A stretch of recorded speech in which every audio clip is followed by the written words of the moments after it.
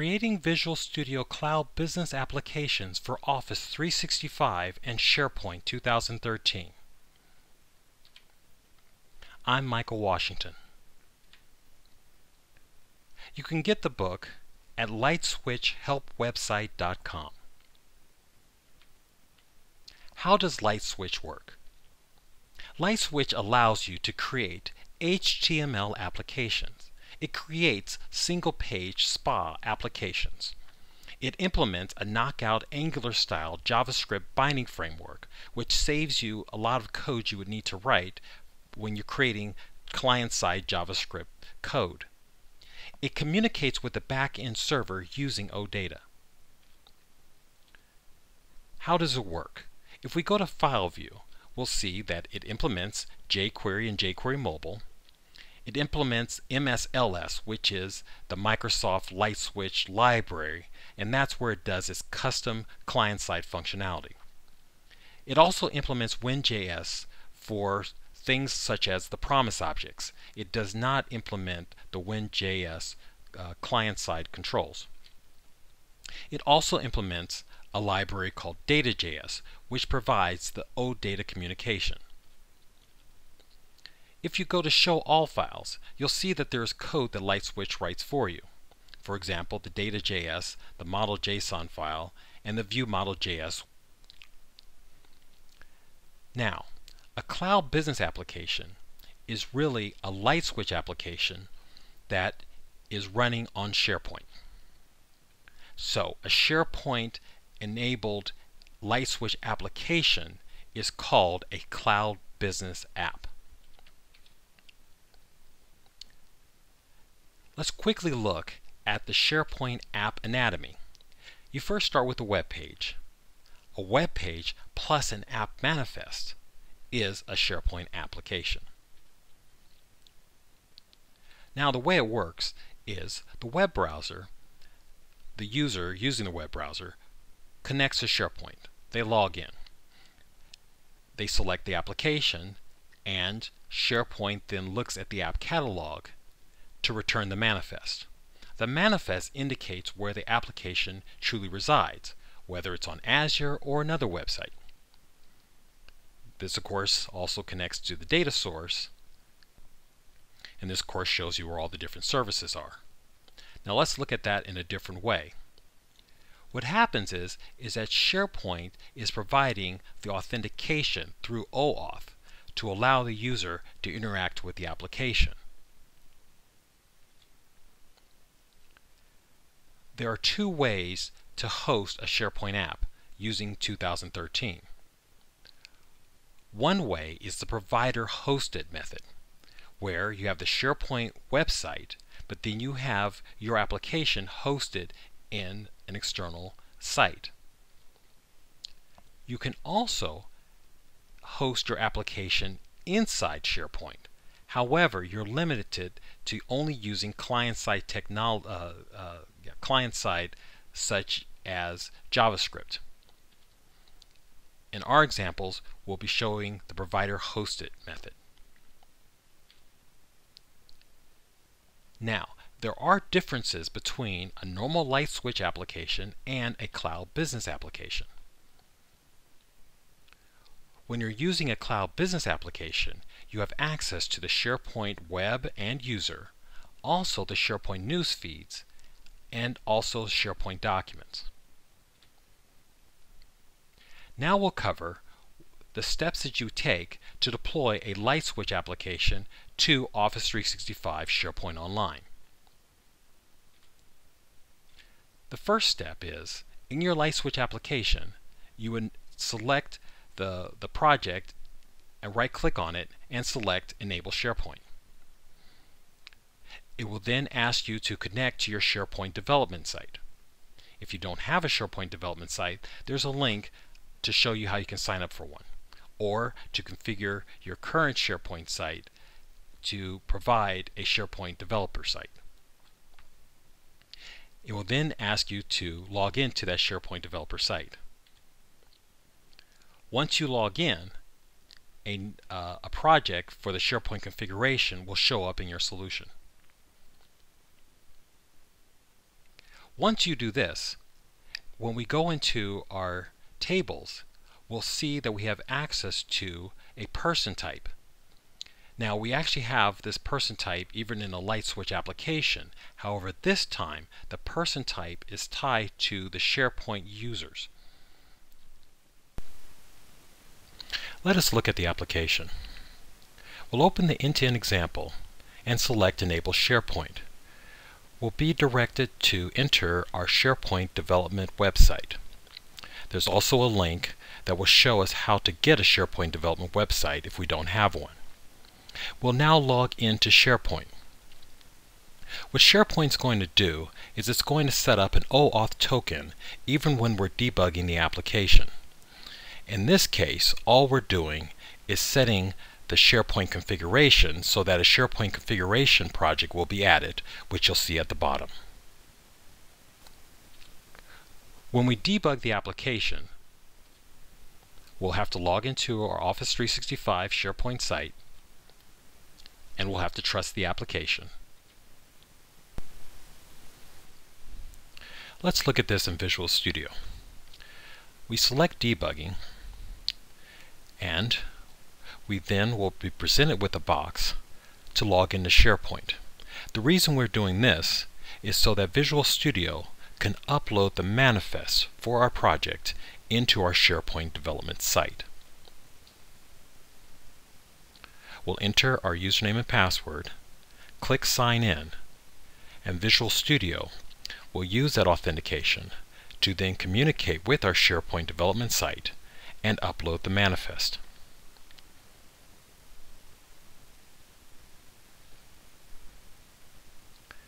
After the manifest has been uploaded, we will be directed to our web browser and we will log in to our development site like a normal user would. We will then go through the process that an administrator would normally do when installing our application, which is to trust the application. SharePoint will then create the OAuth token and direct us back to our localhost. At this point, we can now debug. We can set breakpoints like normal and do our normal development. At the same time, we're authenticated through SharePoint. In this case, we can add an order and add order details, including the product.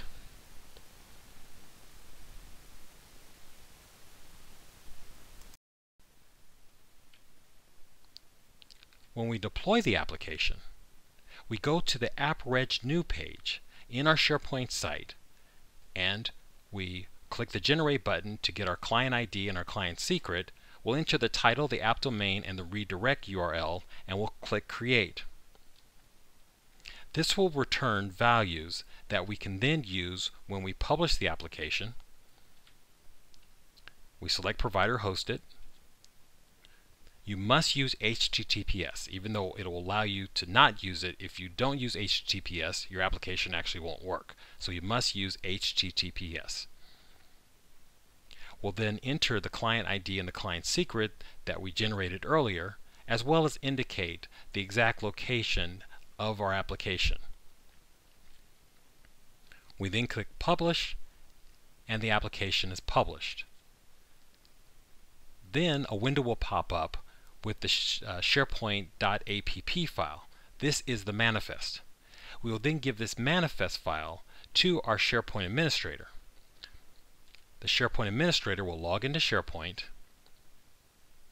go into Apps for SharePoint, select Create a New App, and then browse to this SharePoint.app file that we gave them. They'll then be able to change the name and the description, and then of course save the manifest. Now the SharePoint site administrators, when they select Add an App from your organization, they'll see our application. They'll then be able to add the application to their SharePoint site, and then users will be able to click on the link for that application to access the application. You can find all the applications for a site if you select Site Contents. Now we'll cover the steps for creating a multi-tenant provider-hosted application.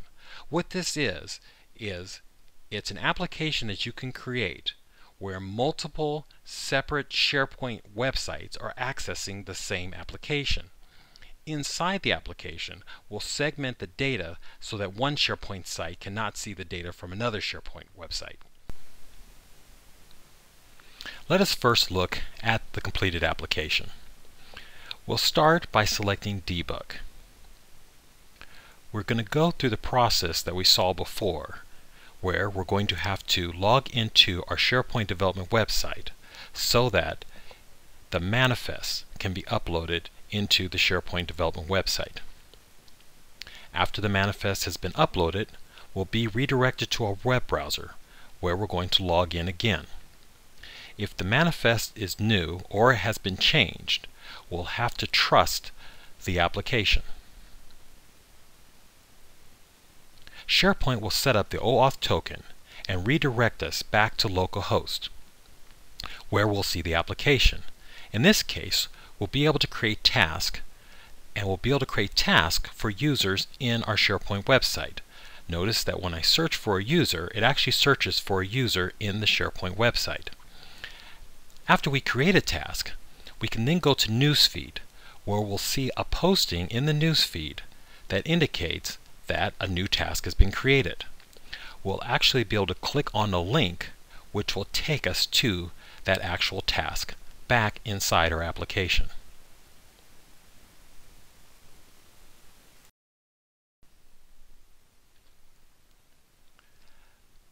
To enable multi-tenant capability, in the inserting method of our application, we'll first select it and we'll use the following code.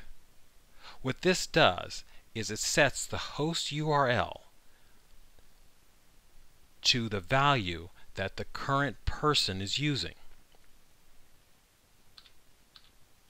We'll also do that for the updating method.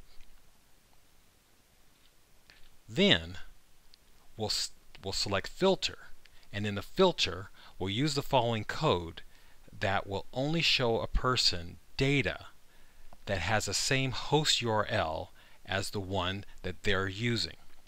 And this is all that's required to segment the data so that one SharePoint website cannot see the data from another SharePoint website. To publish the application, in our example, we're going to use Microsoft Azure. We'll create a new Azure website.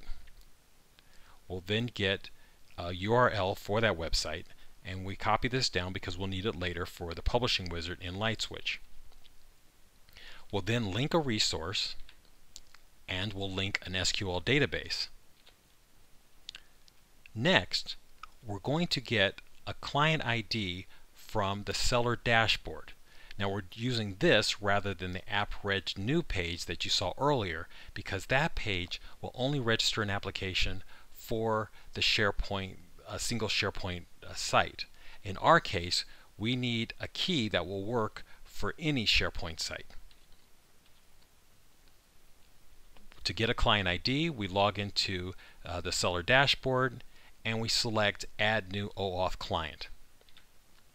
We then fill out the values like we did before, and we'll get a client ID and a client secret. We'll then go through the LightSwitch publishing wizard as we did before, selecting provider hosted. However, this time, because we use Windows Azure, we can select Windows Azure and then log into Azure and then select the website that we created earlier, and everything else is automatically configured for us. We'll still select HTTPS, and we'll enter the client ID and client secret that we got from the seller dashboard, as well as the address of the application in Azure. We select publish, and the application is published as before. We'll get the .app manifest file, which can then be installed into the SharePoint website as before, and the application will then work from multiple websites. If we look in the database, we'll see that the host URL is being set to the host URL of the person using the application, and that the person will only be able to see data that matches the host URL that they're currently at. In our final example, we'll show how to implement documents in a cloud business application. First, we'll look at a demonstration of the completed application. As before, we'll start by debugging. We'll start debugging. As before, we'll log into our SharePoint development site so that the manifest can be uploaded into the site. After the manifest has been uploaded, we'll be directed to our web browser where we're going to sign in. If the manifest has been updated or is new, we'll have to trust the application, and then we'll be directed to the application. Notice that the first step will be some CSOM code will run to create a task documents document library if one does not already exist. We'll then create a new task as before, and we'll be able to search for a user in our SharePoint website as before. However, this time, after creating a task, we're going to be able to select the task and select the Documents tab, and then we'll be able to add a document. We'll be able to add a Word document, an Excel document, or a PowerPoint document. For this example, we'll select Word document. We'll then be directed to Microsoft Word Online. Now this is truly Microsoft Word running in a web browser. When the document is created, we can then go ahead and change the name. In this case, we're going to call it My New Document. Notice I can also use spaces in the name. To show how this really is Microsoft Word Online, we're going to insert a piece of clip art. After entering the clip art, we'll also add a little bit of sample text, and we'll add some formatting onto the text. Now at this point, you're looking for a save button. There isn't one. To save, you actually hit the back button. Microsoft Word Online is constantly saving the document as you're working on it. When we select Documents, we'll see that the document has been associated with a task. When we click on the document, if we have Microsoft Word installed on our computer, the document will actually open up in Microsoft Word. We'll have to log in, and any changes that we make, when we save them, they'll actually be saved back into the SharePoint Document Library online. We can also save a local copy if we want to. However, if we return to the application and we click the Back to Site button, it will take us back into our SharePoint website. The reason why we're doing this is I want you to see where the document actually resides. If we select Site Contents, it allows us to see all the contents of the site, and we're able to navigate to the document library that actually contains the Word document that we've been working with. So we'll click on the Task Documents Library. When we do so, we'll actually see the document. At this point, we'll be able to edit the document, share the document, and follow the document.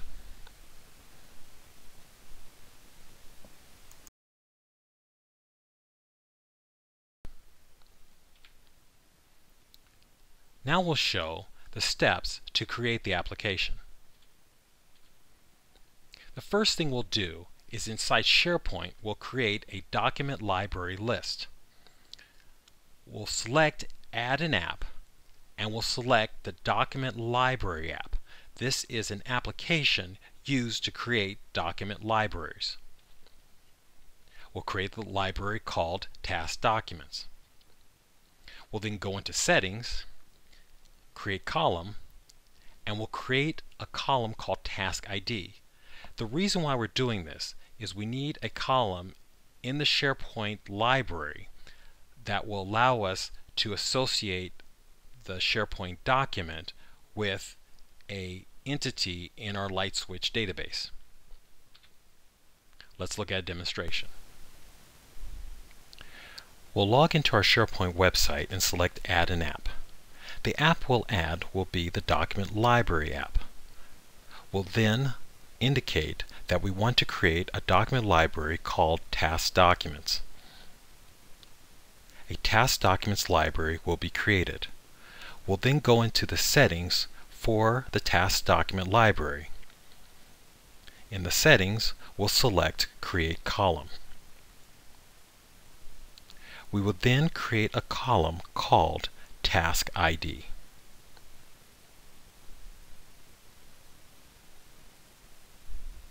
We would then click OK to create the column.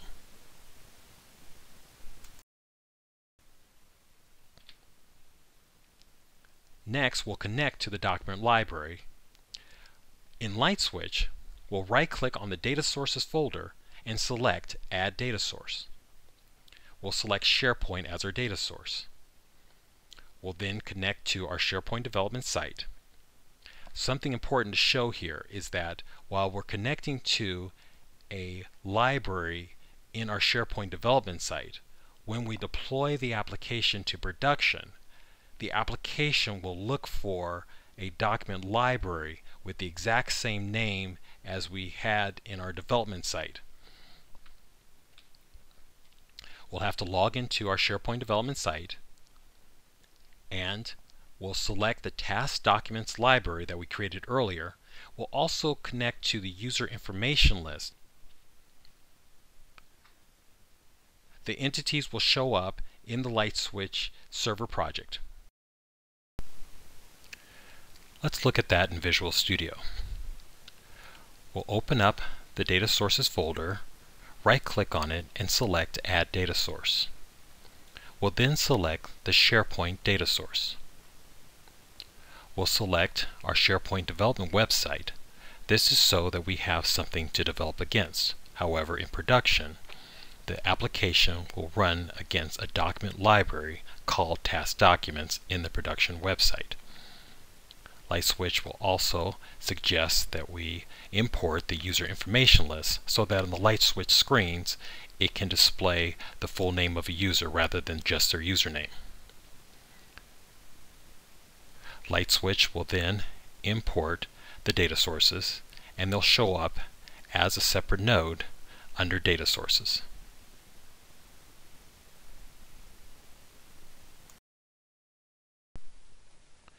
Now we will go into the task entity in LightSwitch, and we'll create a task ID property if one does not already exist, and then we'll go into the inserting method of the task entity.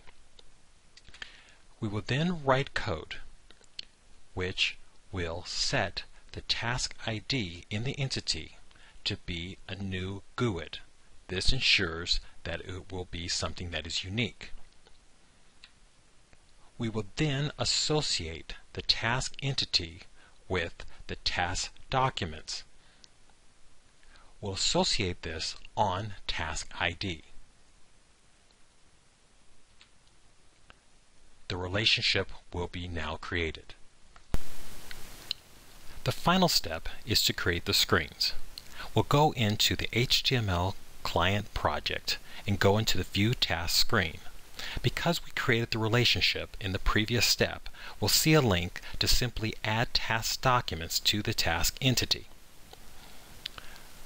We'll then create a new tab to hold the task documents that are associated with the task. We can simply drag and drop the task documents collection onto the screen, and it will automatically create the UI needed to display the documents.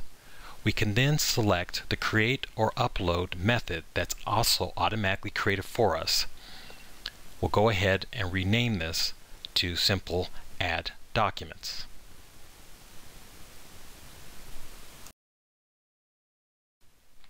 All the examples are available on the LightSwitchHelpWebsite.com. Remember that you can buy the books also on the LightSwitchHelpWebsite.com.